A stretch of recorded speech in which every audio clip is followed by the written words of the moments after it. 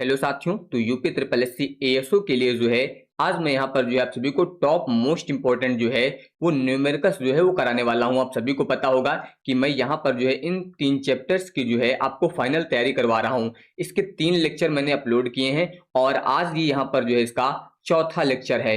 और इस लेक्चर में आज मैंने यहाँ पर टॉप क्लास के जो न्यूमेरिकल यानी कि जो पहले नहीं कराए गए हैं आपको, वो यहाँ पर बिल्कुल नए न्यूमेरिकल में आपको कराने वाला हूँ। इसके अलावा सबसे बड़ी समस्या थी आप सभी की पीडीएफ की, कि जो क्लास होती है उसकी पीडीएफ नहीं मिल पाती है। आज से मैं आप सभी को यहाँ पर क्लास की पीडीएफ भी देने वाला हूँ, ठीक है। जैसे आज की क्लास होगी तो अब इसकी पीडीएफ जो है आज शाम तक या फिर कल सुबह तक जो है आपको मिल जाएगी। इसके लिए करना क्या है, टेलीग्राम पर मिलेगी और व्हाट्सएप पर मिलेगी, कहीं पर कोई पेमेंट करने की जरूरत नहीं, ये ध्यान रखिएगा, ठीक है। बिल्कुल फ्री रहेगी। इसके अलावा इसको मैंने बोल दिया है, जितने लोगों ने भी इसको ले रखा है, यहाँ पर आपको ये वाली नोट्स, साथ ही ये वाली नोट्स और ये फॉर्मूला नोट्स, इन तीनों को जितना ज्यादा हो सके, आपसे मेरी रिक्वेस्ट है कि इसको जितना ज्यादा हो सके अच्छे से रिवाइज करते रहिए, ठीक है। बाकी आप लोग प्रैक्टिस के लिए यहाँ पर फुल मॉक टेस्ट दिया गया है, इससे आप प्रैक्टिस करते रहिए। लगभग यहाँ पर 12 full mock test with solution जो है वो अपडेट है। सॉल्यूशन वीडियो फॉर्मेट में नहीं है, ये ध्यान रखिएगा, ठीक है। और यहाँ पर जो है आपको अगर यहाँ पर ये नोट्स चाहिए जो यहाँ पर मैंने बताया है, तो ये आपको जो है कहां पर मिलेंगे, वो आपको मिलेंगे एलविक क्लासेस ऐप पर, ये आप प्ले स्टोर पर सर्च कर सकते हैं।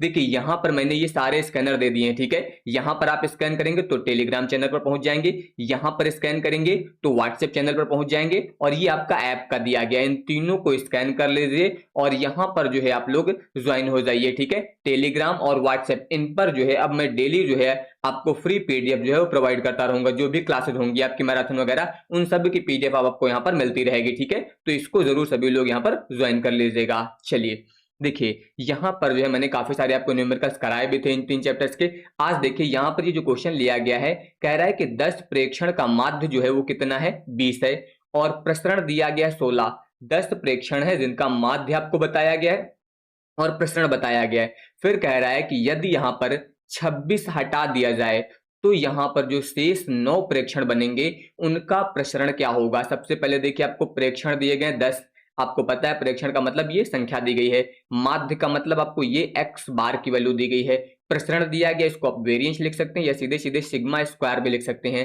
तो ये आपको दिया गया है। अब देखिए सबसे पहले अगर मैं बात करूं तो यहाँ पर देखिए आपको प्रेक्षण दिए गए हैं n, और यहाँ पर आपको दिया गया है एक्स बार। तो आप सभी लोगों ने फॉर्मूला ये पढ़ रखा है, एक्स बार बराबर समेशन एक्स बटे एन, ये तो आप सभी लोगों ने पढ़ रखा है। ये क्या होता है, ये पदों का योग होता है और बट्टे में पदों की संख्या होती है। तो अगर आपको पदों का योग निकालना हो, मान लीजिए समेशन एक्स निकालना है जैसे कि, तो पदों का योग आप कैसे निकालेंगे, इस एन का गुणा इधर करेंगे कि नहीं। तो उसी तरह से ध्यान दीजिए, जब आप यहां से समेशन एक्स निकालेंगे तो ये एन इधर गुणे में आएगा। तो उसी तरीके से ध्यान दीजिए, एन का मान कितना है 10, ये हो जाएगा, एक्स बार का मान कितना है 20, तो कुल मिला के ये कितना हो जाएगा, यहाँ पर गुणा कर देंगे तो 20 दहम्मा हो जाएगा आपका 200। ये मैंने यहाँ पर क्या निकाल लिया, सिग्मा एक्स, यानी कि जो पद आपके 10 दिए गए थे उनका मैंने यहाँ पर कुल मिला के योग निकाल लिया। लेकिन क्या बताया गया कि यहाँ पर 26 हटा दिया जाता है। तो अगर ये योग पहले था तो अब नया वाला जो योग आएगा, इसको मैं लिख देता हूं समेशन एक्स, यहां पर एन लगा देता हूं तो आप लोग समझ लीजिएगा कि न्यू है, ठीक है। तो पहले योग कितना था 200, अब अगर इसमें से मैं 26 हटा दूं यहां से तो ये कितना आएगा, ध्यान दीजिए, जब यहां से आप 26 हटाएंगे तो आप 10 से 6 घटा दीजिए, 4 बच जाएगा, यहां पर बचेगा 9, 9 से 2 जाएंगे 7 और 2, यानी कि सीधे सीधे सॉरी 174 बच जाएगा। यहाँ पर कितना आ जाएगा 174। तो ये मान यहाँ पर जो है आपको मिल गया, ये नया वाला योग मिल गया, ठीक है। अब इसके अलावा देखिए, अब आपको प्रसरण के बारे में बोला गया है तो प्रसरण के बारे में भी समझिए। प्रसरण को लिखते हैं सिग्मा स्क्वायर से, और फॉर्मूला आप लोग ये याद रखिएगा, सिग्मा स्क्वायर बराबर फॉर्मूला होता है समेशन एक्स स्क्वायर बटे एन, कैपिटल एन लिखा है, मैं कैपिटल लिख देता हूं, ठीक है, N minus x bar square. ये फॉर्मूला देखिए, फॉर्मूला सीट मैंने आप सभी को दे रखी है ऐप में, तो फॉर्मूला अच्छे से रिवाइज करते रहिए, इसीलिए मैंने बताया फॉर्मूले याद रहेंगे तो दिक्कत नहीं आएगी। तो ये मान हुआ। अब देखिए सिग्मा स्क्वायर का मान आपको दिया गया है तो यहाँ पर ये मान रख दीजिए 16 बराबर, ये हो जाएगा आपका समेशन एक्स स्क्वायर बटे एन का मान भी आपको पता है कितना दिया गया 10, ये हो जाएगा 10 माइनस यहाँ पर है एक्स बार स्क्वायर यानी कि 20 का स्क्वायर।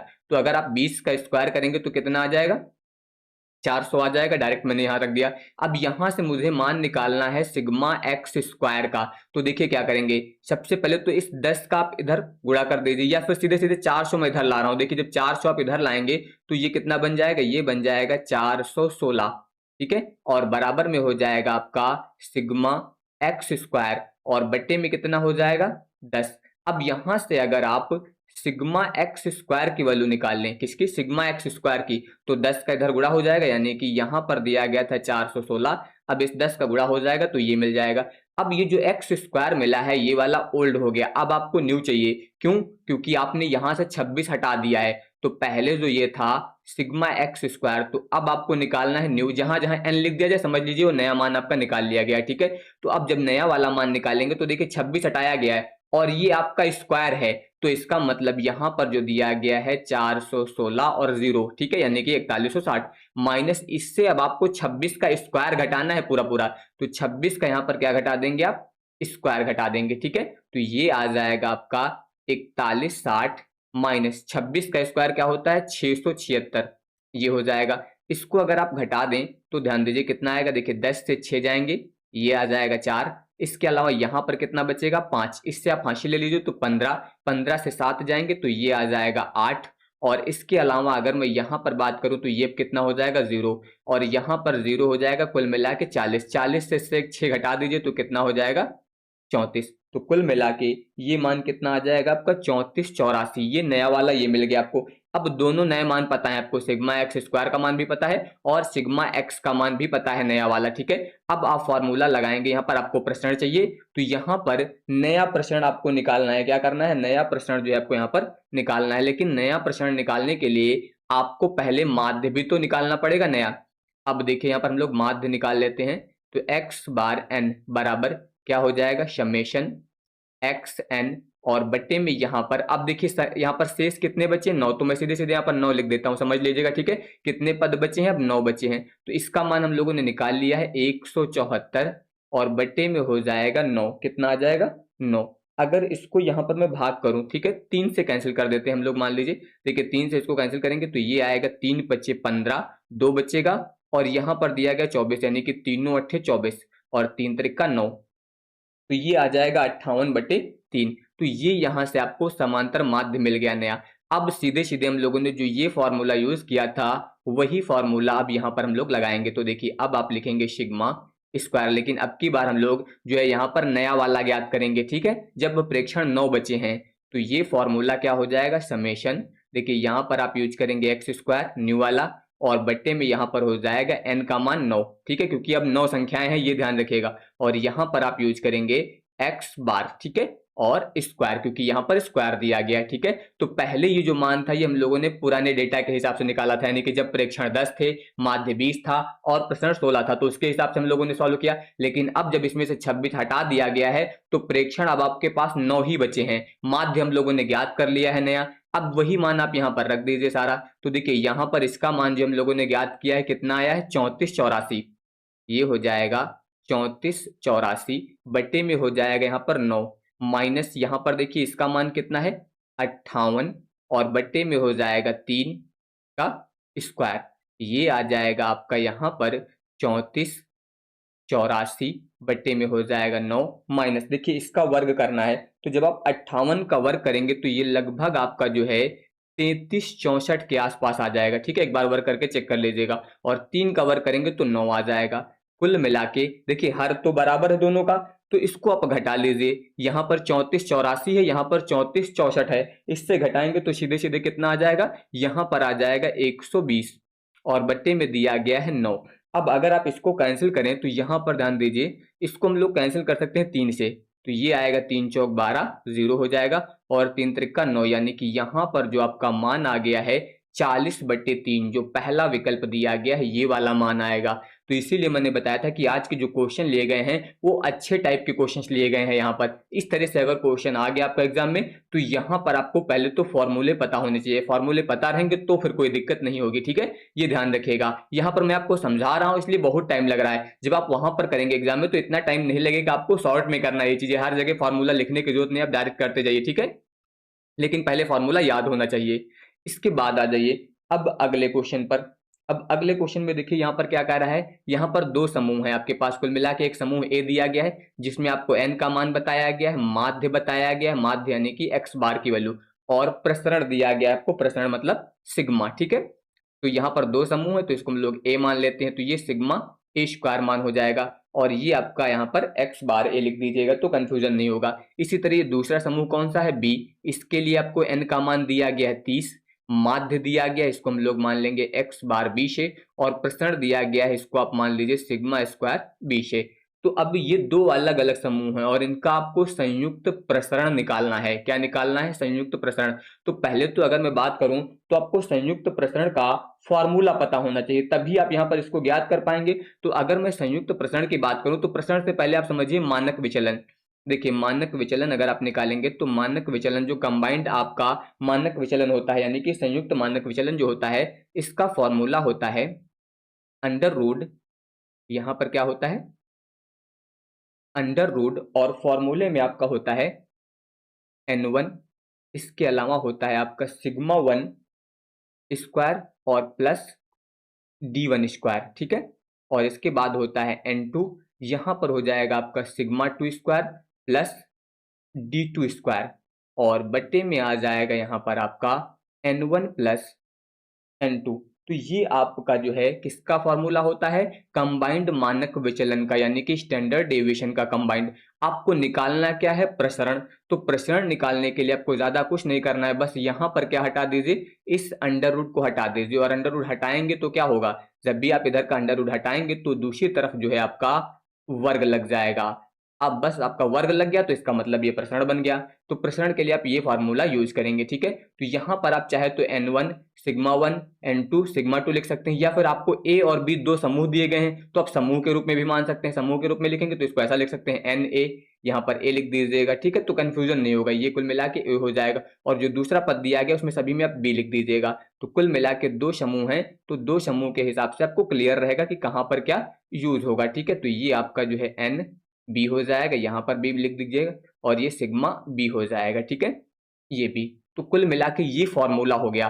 अब अगर ये फॉर्मूला हो गया तो आपको सिग्मा ए दिया गया है, एन ए दिया गया, लेकिन डी ए नहीं दिया गया है। तो सबसे पहले क्या चाहिए, डी ए। और डी ए की अगर मैं बात करूं तो डी ए निकालने के लिए क्या यूज होगा, डी ए अगर आपको निकालना है तो इसका मतलब हो जाएगा यहां पर जो समांतर माध्य दिया गया था आपका, यानी कि एक्स बार ए, और माइनस जो आप संयुक्त माध्य निकालेंगे यहाँ पर इनका, वो वाला आपको घटाना पड़ेगा। जो कंबाइंड माध्य निकालेंगे उसको घटाएंगे तब आपको डी ए मिलेगा। इसी तरह से डी बी निकालने के लिए आपको क्या करना पड़ेगा, जो यहाँ पर बी का समांतर माध्य है उससे यहाँ पर कंबाइंड माध्य घटाना पड़ेगा। तो सबसे पहले डी ए निकालने के लिए आपको कंबाइंड माध्य की जरूरत होगी। तो सबसे पहले क्या निकालेंगे आप, यहाँ पर कंबाइंड माध्य यानी कि संयुक्त माध्य निकालना है आपको। अब संयुक्त माध्य के लिए देखिए यहाँ पर मैं फॉर्मूला लिख रहा हूँ, फॉर्मूला आप लिखेंगे तो संयुक्त माध्य आप लिख सकते हैं एक्स बार, और यहाँ पर मैं लिख देता हूँ सी, ठीक है। तो जब यहाँ पर आप निकालेंगे तो फॉर्मूला हो जाएगा n1, यानी कि एन ए लिख सकते हैं, और इसके अलावा हो जाएगा एक्स ए बार, फिर इसके बाद प्लस हो जाएगा एन बी, और यहाँ पर हो जाएगा एक्स बी बार, और बट्टे में आपका हो जाएगा N A plus N B. इससे आपका क्या निकलेगा, यहां पर निकलने वाला है आपका संयुक्त माध्य निकलने वाला है सबसे पहले, ठीक है। तो संयुक्त माध्य निकालने के लिए देखिए एन ए का मान कितना है 20, तो ये हो जाएगा 20, और इसके अलावा माध्य कितना, देखिए मैं डायरेक्ट गुणा कर देता हूं, बार बार नहीं लिखना पड़ेगा, ठीक है। इन दोनों का गुणा चाहिए तो 10 और 20 दिया गया, ठीक है। इन दोनों का गुणा कितना आ जाएगा, सीधे सीधे 200 आ जाएगा। प्लस एन बी और एक्स बी की बात करें तो यहाँ पर इसका गुणा इसका कर दीजिए, तो 14 तियां 42, यानी कि ये आ जाएगा 420, ठीक है। और इसके अलावा बट्टे में आ जाइए, इन दोनों का योग चाहिए तो ये 20 है और ये 30 है, मिला के कितना हो जाएगा 50। इसको आप जोड़ दीजिए तो 4 2 6, यानी कि ये हो जाएगा 620, बट्टे में आ जाएगा 50। यहाँ पर अगर मैं 0 से 0 काट दूं और 5 से इसको भाग करूंगा तो ध्यान दीजिए 5 एक कम 5, ये 12 हो जाएगा, 5 दूनी 10 और 5 को 20, कुल मिला के ये मान आ गया 12.4। अब ये आपको अगर मिल गया है तो अब हम लोग निकालेंगे क्या यहाँ से, डी ए। और डी ए निकालने के लिए मैंने फॉर्मूला आपको बता दिया है कि यहाँ पर क्या यूज करेंगे, एक्स बार माइनस जो हम लोगों ने कंबाइंड माध्य निकाला है यहाँ से। तो देखिए एक्स ए का मान कितना है 10, माइनस यहां से ध्यान दीजिए ये एक्स सी कितना मान आया 12.4, अब अगर आप 12.4 से 10 घटा देंगे तो ये मान माइनस का 2.4 आ जाएगा। कितना आ जाएगा? माइनस का 2.4। लेकिन अगर आप अपने फॉर्मूले में ध्यान दें तो यहाँ पर देखिए डी ए स्क्वायर है, तो कुल मिला के सीधे सीधे हम लोग स्क्वायर निकालने डायरेक्ट, तो डी ए स्क्वायर। तो अगर यहाँ पर अब इसका वर्ग करते हैं तो 24 का वर्ग होता है 576, तो 576 हो जाएगा। एक अंक पे दशमलव लगा था, अभी 2 अंक पे दशमलव लग जाएगा, यहाँ पर दशमलव आ जाएगा, माइनस माइनस प्लस हो जाएगा। तो सबसे पहले हम लोगों ने एक मान निकाल लिया।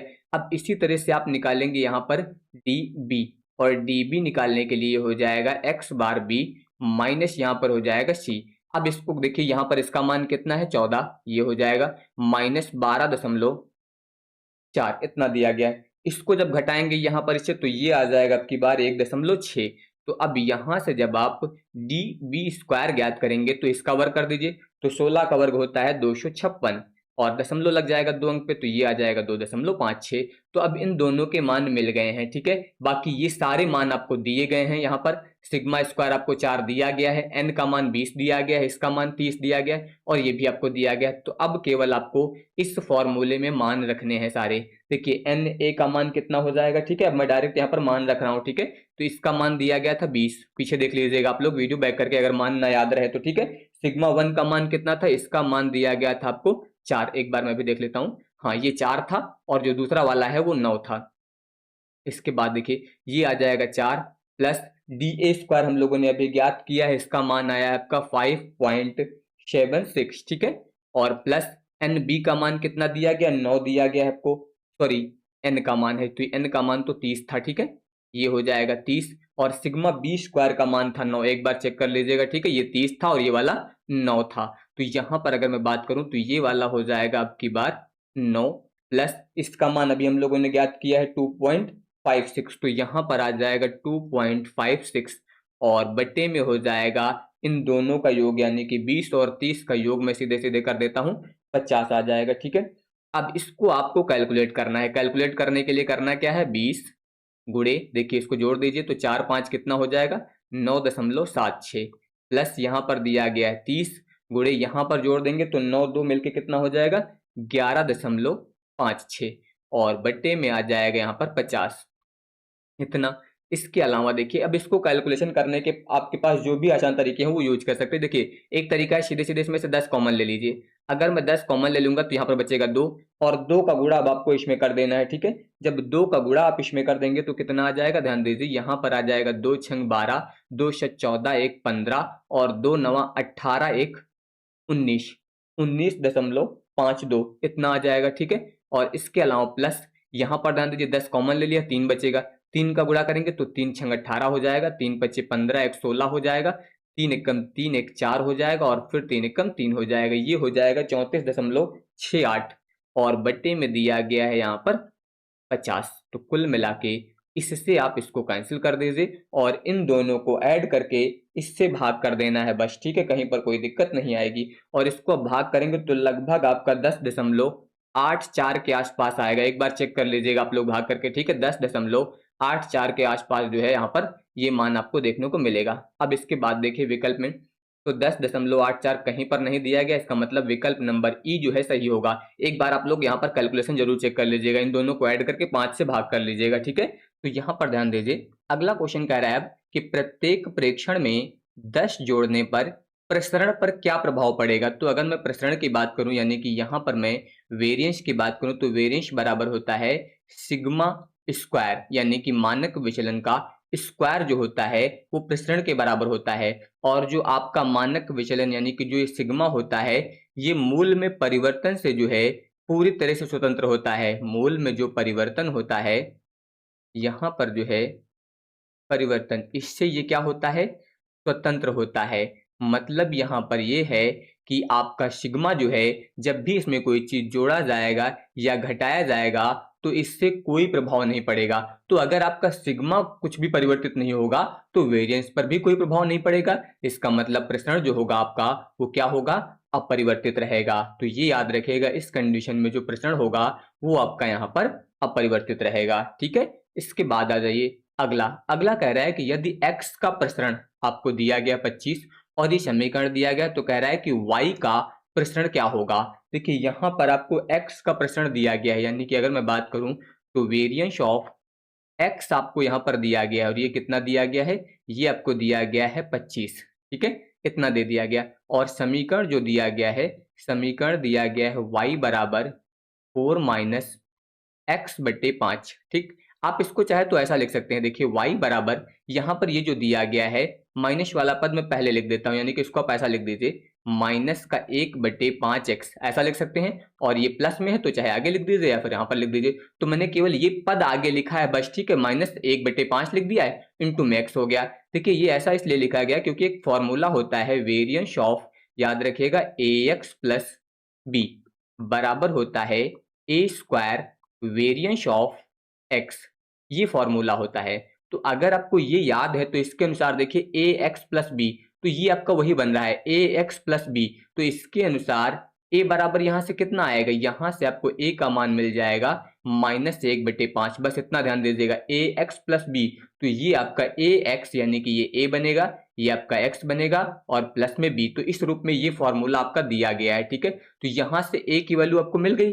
अब आप यहां पर जो है, जो ये फॉर्मूला था इसके अनुसार ध्यान दीजिए, जब आप यहां पर क्या निकालेंगे, वेरिएंस ऑफ y, क्योंकि आपको निकालना है y का प्रसरण। तो y का जब प्रसरण निकालेंगे तो सीधे सीधे आप ध्यान दीजिए, क्योंकि ax प्लस बी किसके बराबर होगा, y के बराबर हो जाएगा। तो यहां पर वेरिएंस ऑफ y बराबर a स्क्वायर यानी कि -1/5 का स्क्वायर, और इंटू में देखिए वेरिएंस ऑफ x, इसका मान कितना दिया गया है 25, ये हो जाएगा।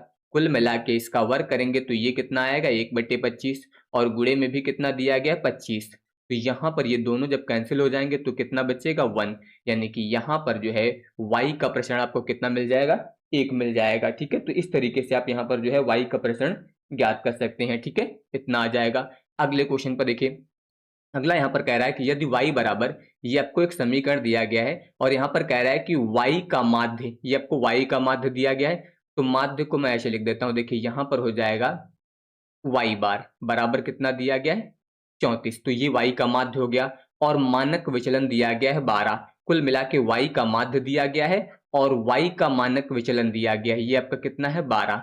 और आपसे यहाँ पर जो है x का माध्य और मानक विचलन जो है वो पूछा जा रहा है, यानी कि आपको x बार का मान बताना है और यहाँ पर जो है x का मानक विचलन बताना है। ठीक है, तो सबसे पहले देखिए यहाँ पर समीकरण जो दिया गया, ये दिया गया आपको y बराबर 3x + 4। तो अगर इसको हम लोग यहाँ पर रैखिक परिवर्तन के रूप में लिखेंगे, यहाँ पर अगर हम लोग बात करें रैखिक परिवर्तन की, तो रैखिक परिवर्तन के अनुसार यहाँ पर y था तो आप यहाँ पर यूज करिए y का माध्य बराबर हो जाएगा 3, यहाँ पर x था तो यहाँ पर कितना आ जाएगा x का माध्य और प्लस में हो जाएगा 4। अब देखिए y बार का मान कितना है 34, यहाँ पर मान रख दीजिए 34 बराबर में हो जाएगा 3, यहाँ पर हो जाएगा x बार और प्लस में दिया गया है 4।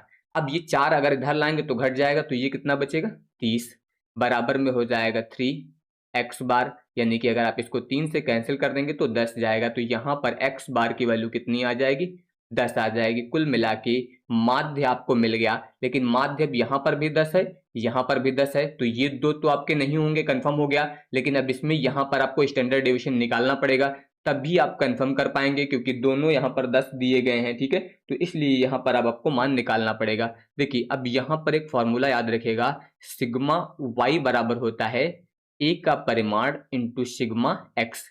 तो सिग्मा y का मान भी आपको दिया गया, यहाँ पर मान रख देते हैं 12 बराबर, देखिए ये a जो होता है, ये जो मान y के साथ यहाँ पर x के साथ दिया गया, यही आपका a होता है, ये ध्यान रखिएगा। ठीक है, तो कुल मिला के ये हो जाएगा 3 और गुणे में हो जाएगा सिग्मा x।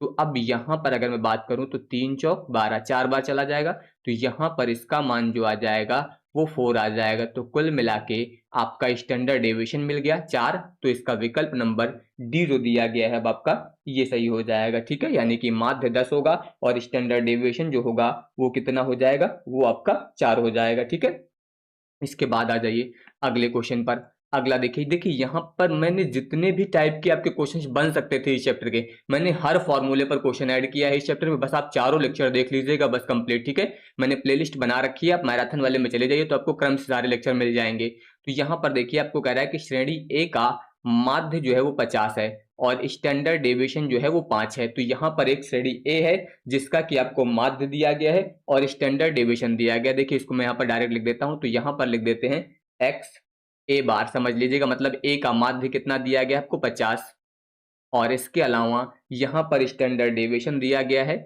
यानी कि सिग्मा ए बराबर लिख देते हैं 5। तो ये आपको दिया गया है। साथ ही साथ आपको बोला गया श्रेणी बी का माध्य, बी का माध्य भी दे दिया गया है। तो यहाँ पर हो जाएगा एक्स बार बी बराबर 80 और कह रहा है कि दोनों की संगति समान होने पर बी का स्टैंडर्ड डेविएशन कितना होगा।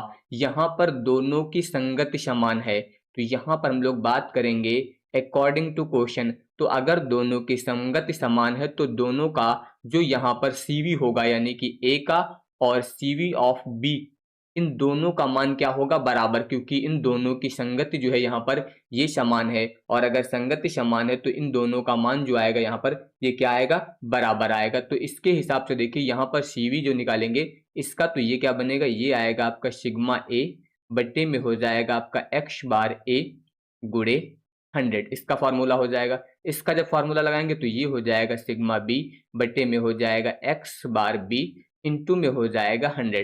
अब यहाँ पर देखिए 100 तो आपका वैसे भी कट जाएगा। सिग्मा ए का मान है यहाँ पर 5, एक्स ए का मान हो जाएगा यहाँ पर 50 और बराबर में आ जाइए सिग्मा बी आपको ज्ञात करना है और एक्स बी का मान कितना है यहाँ पर 80, इतना।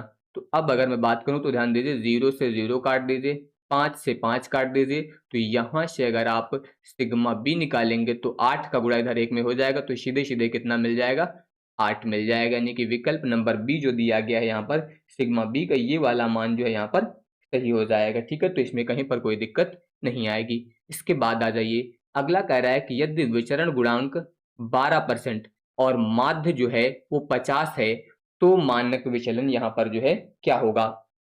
देखिए फॉर्मूला क्या होता है, फॉर्मूला होता है सीवी बराबर सिग्मा बटे एक्स बार और गुणे होता है 100। ये तो फार्मूला आपको पता ही है। तो यहाँ पर देखिए विचरण गुणांक आपको दिया गया है कितना है, 12%। तो इस सीवी का मान रख दीजिए 12 बराबर सिग्मा आपको ज्ञात करना है तो ये सिग्मा हो जाएगा और माध्य दिया गया है 50, ये हो जाएगा 50 और गुणे में हो जाएगा 100।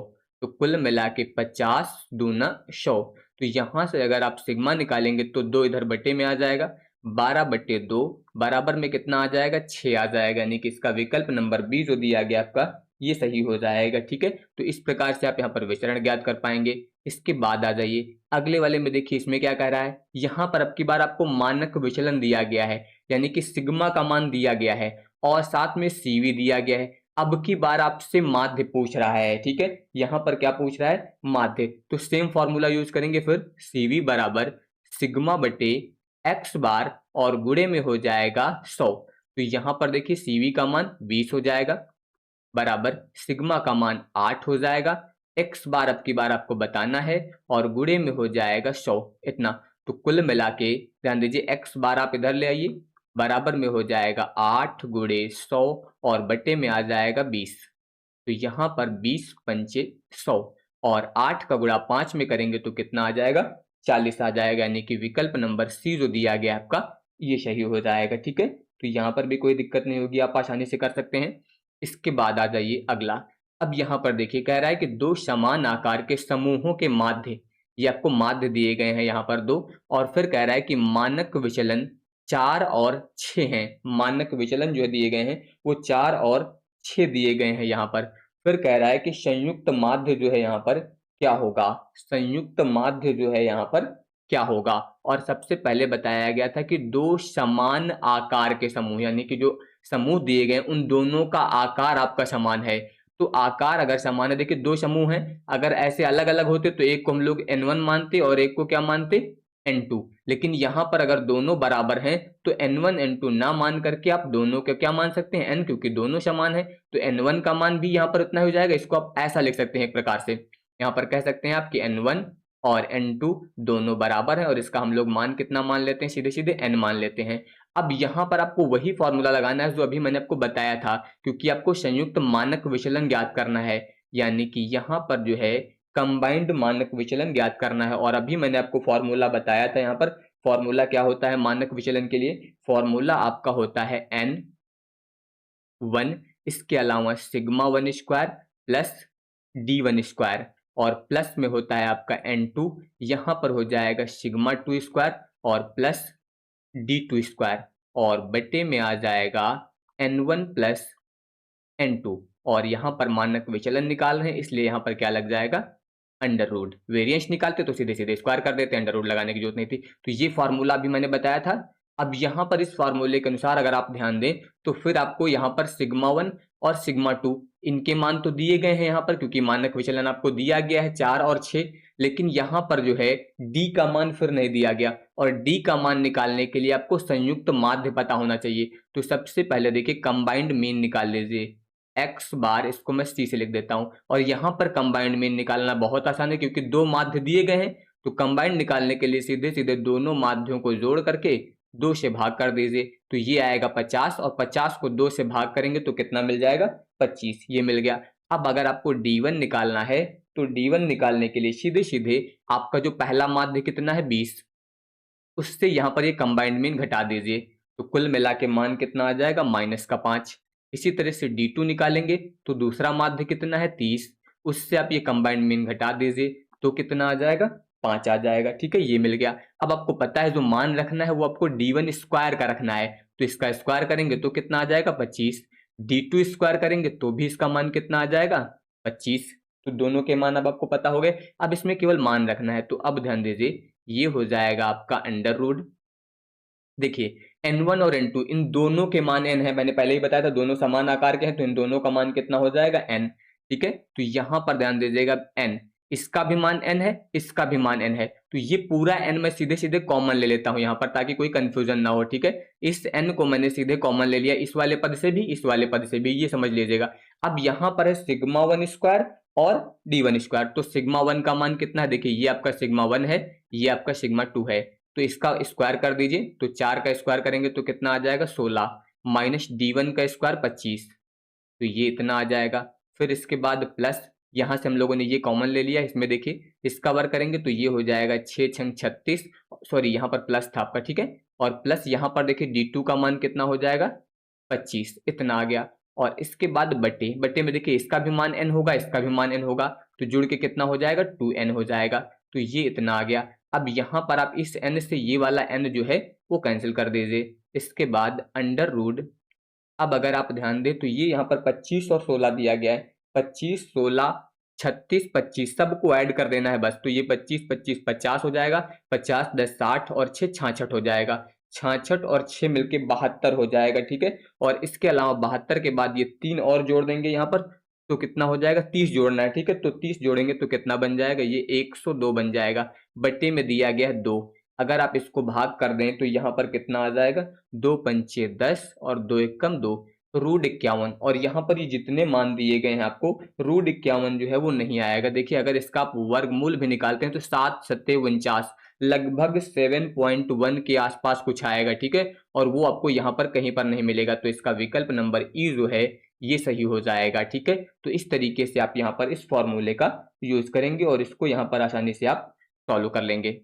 अब इसके बाद देखिए अगला क्वेश्चन यहाँ पर कह रहा है इसमें कि किस मान के बारे में वर्ग विचलनों का योग जो है वो न्यूनतम होता है। तो याद रखिएगा कि समांतर माध्य से लिए गए जो विचलन होते हैं इनके वर्गों का योग जो होता है हमेशा मिनिमम होता है। तो ये मैंने पहले भी आपको बताया है कि समांतर माध्य से लिए गए विचलनों के वर्गों का योग जो होता है वो न्यूनतम होता है। तो कुल मिला के यहाँ पर कौन सा सही हो जाएगा? अंक गणितीय माध्य सही हो जाएगा। ठीक है, यानी कि समांतर माध्य से लिए गए विचलनों का योग जो होगा वर्गों का वो न्यूनतम होगा। ठीक है, इसके बाद आ जाइए अगला कह रहा है कि किसी विद्यार्थी का अंक जो है वो 70 है, इसको हम लोग x मान लेते हैं। कक्षा का माध्य दिया गया है x बार, इसको मान लेते हैं। मानक विचलन दिया गया है सिग्मा 10 है, तो उसका मानकीकृत z स्कोर क्या होगा? यहाँ पर आपको जो है z स्कोर ज्ञात करना है। बस सिंपल सा फॉर्मूला है x माइनस एक्स बार बटे सिग्मा। तो यहाँ पर जब आपको z स्कोर ज्ञात करना होगा तो फॉर्मूला कौन सा लगाएंगे आप? x माइनस एक्स बार बटे सिग्मा। अब आपको x का मान पता है कितना है? 70, माध्य कितना है? 50 है, और सिग्मा का मान कितना है? 10। तो अगर आप 70 से 50 घटा देते हैं तो 20 आ जाएगा, बटे में 10 दिया गया है। 10 से आप इसको कैंसिल कर देते हैं तो कितना आ जाएगा, 2।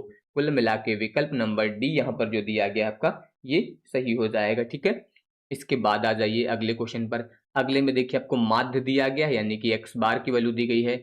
बहुलक दिया गया, इसे जेड से लिखते हैं, 39 हो जाएगा। मानक विचलन दिया गया है, तो कार्ल पियर्सन का विषमता गुणांक क्या होगा। यहाँ पर जो है आपसे कार्ल पियर्सन का जो है विषमता गुणांक पूछ रहा है, तो फॉर्मूला आप सभी को पता होना चाहिए, एक्स बार माइनस जेड और बटे में होता है यहाँ पर सिग्मा, और बहुलक नहीं दिया जाता है तो दूसरा फॉर्मूला लगता है। ठीक है, तो यहाँ पर बहुलक दिया गया तो ये फॉर्मूला लगा दीजिए। एक्स बार का मान कितना है, 45, ये हो जाएगा। जेड का मान कितना है, यहाँ पर बहुलक जो दिया गया ये हो जाएगा आपका 39, और बटे में सिग्मा का मान कितना है, 6।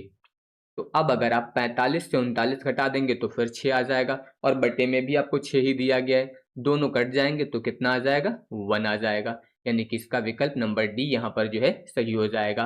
अगला देखिए, अब यहाँ पर भी आपको कार्ल पियर्सन का जो है वैकल्पिक विषमता गुणांक, यानी कि जब आपको बहुलक ना दिया जाए तो यहाँ पर जो है फॉर्मूला फिर क्या होता है, फिर आपका फॉर्मूला होता है 3 माध्य माइनस माध्यिका और बटे में होता है सिग्मा। अगर आपको बहुलक नहीं दिया गया तो ये फॉर्मूला यूज करेंगे, क्योंकि यहाँ पर आपको माध्य दिया गया है, माध्यिका दी गई है और मानक विचलन दिया गया है। तो देखिए ये हो जाएगा 3, माध्य का मान कितना है, 40, माइनस माध्यिका कितनी है, 36, और बटे में सिग्मा का मान कितना दिया गया है, 8 दिया गया है। तो यहाँ पर अगर मैं बात करूँ तो 3, 40 से 36 घटा दीजिए 4, और बटे में आ जाएगा 8, यानी कि 4 दूनी 8। तो ये आ जाएगा आपका 3/2, और 2 से अगर इसको भाग कर दें तो 1.5 यहाँ पर जो है आपको ये मिल जाएगा। तो कुल मिला के विकल्प नंबर ए जो दिया गया है आपका ये सही हो जाएगा। ठीक है, इसके अलावा देखिए यहाँ पर Q1 दिया गया, Q2 दिया गया, Q3, और बाउली का विषमता गुणांक जो है आपकी बार आपसे पूछा जा रहा है। तो बाउली का जब विषमता गुणांक ज्ञात करेंगे तो फॉर्मूला फिर आपको पता होना चाहिए। तो बाउली के विषमता गुणांक के लिए फॉर्मूला होता है Q3 plus Q1 minus 2m, और बटे में होता है आपका Q3 माइनस Q1, ये फॉर्मूला होता है। तो यहाँ पर ध्यान दीजिएगा, ये माध्यिका दी जाए तो ठीक है, अगर माध्यिका नहीं दी गई तो डायरेक्ट इसकी जगह पर Q2 लिख सकते हैं, क्योंकि Q2 का मान माध्यिका के बराबर होता है। अब आपको सारे मान पता है, तो Q3 का मान कितना है, ध्यान दीजिए 50, ये हो जाएगा 50, प्लस Q1 का मान कितना हो जाएगा 20, माइनस 2Q2, देखिए इसमें 2 से गुणा करके लिख देते हैं तो ये कितना आ जाएगा, 60 आ जाएगा। बट्टे में आ जाइए, यहाँ पर Q3 माइनस Q1 यानी कि 50 माइनस 20, तो ये हो जाएगा 50 20 70। ठीक है, 70 से 60 घटा देंगे तो 10 आ जाएगा। यहाँ पर 50 से 20 घटा देंगे तो 30 आ जाएगा। कितना आ जाएगा, 30, और इसके बाद 0 से 0 काट देंगे तो 1/3 मिल जाएगा, यानी कि विकल्प नंबर सी जो दिया गया है आपका 1/3, ये यहाँ पर सही हो जाएगा। ठीक है, तो इस तरीके से आप यहाँ पर इसको सॉल्व करेंगे। इसके बाद आ जाइए अगला। अगला कह रहा है कि बाउली के विषमता गुणांक की सैद्धांतिक सीमा। तो बाउली के विषमता गुणांक की जो सीमा होती है वो -1 से +1 होती है। कितनी होती है, -1 से +1 होती है। ठीक है, इसके बाद आ जाइए अगला। देखिए अब यहाँ पर कह रहा है केली का विषमता गुणांक। मैंने कोई भी फॉर्मूला छोड़ा नहीं है, जितने से आपके न्यूमेरिकल बन सकते हैं ये ध्यान रखिएगा। ठीक है, तो अब यहाँ पर आपको जो ज्ञात करना है वो अब ज्ञात करना है आपको यहाँ पर केली का विषमता गुणांक। तो केली के विषमता गुणांक के लिए ध्यान दीजिए, अब यहाँ पर आप यूज करेंगे केली के विषमता गुणांक का फॉर्मूला। इसका फॉर्मूला होता है आपका P90 माइनस, यहाँ पर प्लस होता है सॉरी, P90 प्लस P10 और माइनस में होता है 2P50 बट्टे में हो जाएगा P90 माइनस हो जाएगा P10। बस ये फॉर्मूला आपको याद रखना है। ठीक है, अब देखिए P90 का मान कितना दिया गया है, 55, तो यहाँ पर हो जाएगा 55। P10 का मान कितना दिया गया है, 15, ये हो जाएगा माइनस 250। देखिए यहाँ पर 30 में गुणा कर दीजिए 2 से तो कितना हो जाएगा, 60। बट्टे में ध्यान दीजिए P90 का मान कितना हो जाएगा, 55, और P10 का मान हो जाएगा 15। अब यहाँ पर देखिए 55, 5 60 10 70 हो जाएगा। 70 से 60 घटाएंगे 10 आ जाएगा, और 55 से यहाँ पर आपको घटाने हैं 15, तो ये कितना आ जाएगा, 40 आ जाएगा। 0 से 0 काट दीजिए। अब अगर 4 से इसको भाग करेंगे तो दशमलव लगाएंगे तो 10 हो जाएगा। 4 दूनी 8, 4 पंचे 20, यानी कि 0.25 जो विकल्प नंबर डी दिया गया आपका ये सही हो जाएगा। ठीक है, अगला देखिए यहाँ पर केंद्रीय आघूर्ण μ2 का मान दिया गया है। μ3 दिया गया है और आपसे यहाँ पर विषमता β1 का मान पूछ रहा है। तो β1 के लिए फॉर्मूला याद रखेगा, μ3 का होल स्क्वायर बटे में होता है μ2 का होल क्यूब। अब इसमें मान रखिए, देखिए μ3 का होल स्क्वायर तो सीधे सीधे स्क्वायर कर दीजिए, 64 आ जाएगा। μ2 का होल क्यूब करना है तो 4 चौक 16 चौको 64 आ जाएगा। दोनों में ये कैंसिल हो जाएगा, सीधे सीधे आपको 1 मिल जाएगा। तो विकल्प नंबर सी यहाँ पर जो है आपका सही हो जाएगा। ठीक है, ये इतना आपको यहाँ पर मिल जाएगा, दोनों का मान कितना आ जाएगा, 1 आ जाएगा। इसके बाद आ जाइए अगला, देखिए अगला यहाँ पर कह रहा है कि μ2 का मान इतना है, μ3 इतना है। तो अब की बार आपसे γ1 कह रहा है, तो पहले आप यहाँ पर β1 ही ज्ञात करिए। β1 ज्ञात करेंगे तो जो फॉर्मूला अभी मैंने बताया था, μ3 का होल स्क्वायर और बटे में हो जाएगा μ2 का होल क्यूब। तो μ3 का स्क्वायर करेंगे तो इसका मतलब 8 गुणे 8 बटे में यहाँ पर देखिए ये आपका हो जाएगा, सॉरी यहाँ पर डायरेक्ट मैं कर देता हूँ। ठीक है, सीधे सीधे स्क्वायर करके लिख देते हैं। तो इसका स्क्वायर करिए तो 8 अठाई 64 और 4 का क्यूब करेंगे तो फिर आ जाएगा 64। कुल मिला के ये कैंसिल होगा तो ये आ जाएगा 1 और फॉर्मूला होता है γ1 बराबर √β1। तो यहाँ पर 1 का वर्गमूल निकालेंगे तो फिर 1 आ जाएगा, यानी कि विकल्प नंबर सी यहाँ पर सही हो जाएगा। इसके बाद आ जाइए अगला कुर्टोसिस। अब ये लास्ट टॉपिक है आपका। ठीक है, अब कुर्टोसिस के लिए देखिए यहाँ पर आपको ज्ञात करना है β2 और β2 का फॉर्मूला होता है μ4 बटे में होता है μ2 स्क्वायर। मान रखिए μ4 का मान है 27 और μ2 स्क्वायर 3 का आप स्क्वायर करेंगे तो कितना आ जाएगा, 9 आ जाएगा। कुल मिला के 9 त्रिक 27। तो β2 3 के बराबर आ गया, तो 3 के बराबर आ गया तो एक ही मान दिया गया तो सीधे सीधे मेसोकर्टिक हो जाएगा यहाँ पर। ठीक है, क्योंकि और किसी में 3 है ही नहीं तो आपको कुछ सोचना ही नहीं। ठीक है, तो ये विकल्प नंबर डी हो जाएगा। इसके बाद आ जाइए यहाँ पर, देखिए अब की बार β2 दिया गया है, γ2 आपसे पूछ रहा है और γ2 बराबर होता है β2 -3। तो β2 का मान रख दीजिए 2.4 और -3। अब यहाँ पर आप ध्यान दीजिए, अगर आप इसको घटाएंगे यहाँ पर तो 2.4 दिया गया है और इससे 3 घटाएंगे तो ये माइनस का 0.6 आ जाएगा। तो इसका मतलब ये हुआ कि γ2 का मान 0 से कम आया। माइनस में आने का मतलब γ2 0 से कम है और जब γ2 0 से कम होता है तो प्लेटोकर्टिक होता है। क्या होता है, प्लेटोकर्टिक होता है। ये याद रखिएगा आपका यहाँ पर जो है फिर आपका प्लेटिकर्टिक हो जाएगा। तो कुल मिला के इसका जो है विकल्प नंबर ए जो दिया गया है आपका पहला वाला, ये यहाँ पर जो है सही हो जाएगा। ठीक है, तो ये याद रखिएगा। तो इस तरीके से आपको यहाँ पर ये करना रहेगा। तो यहाँ पर मैंने जितने भी आपके टाइप के क्वेश्चंस बन सकते थे पहले से लेकर तीसरे चैप्टर तक, मैंने हर क्वेश्चन यहाँ पर लगभग करा दिया है, कोई क्वेश्चन मैंने छोड़ा नहीं है। बस अब आपको इसी तरह के क्वेश्चन जो है अगले कुछ प्रैक्टिस कर लेने हैं बुक से देखकर। ठीक है, जो भी आपके पास बुक वगैरह होगी। बाकी इसकी PDF आप सभी को जो है शाम तक या फिर कल सुबह जो है मिल जाएगी। टेलीग्राम, इसके अलावा यहाँ पर व्हाट्सएप चैनल दोनों ज्वाइन कर लीजिएगा, लिंक डिस्क्रिप्शन में मिल जाएगा या फिर यहाँ पर आपको ये दिख रहा होगा स्क्रीन पर, स्कैन करके भी यहाँ से ज्वाइन कर सकते हैं। धन्यवाद।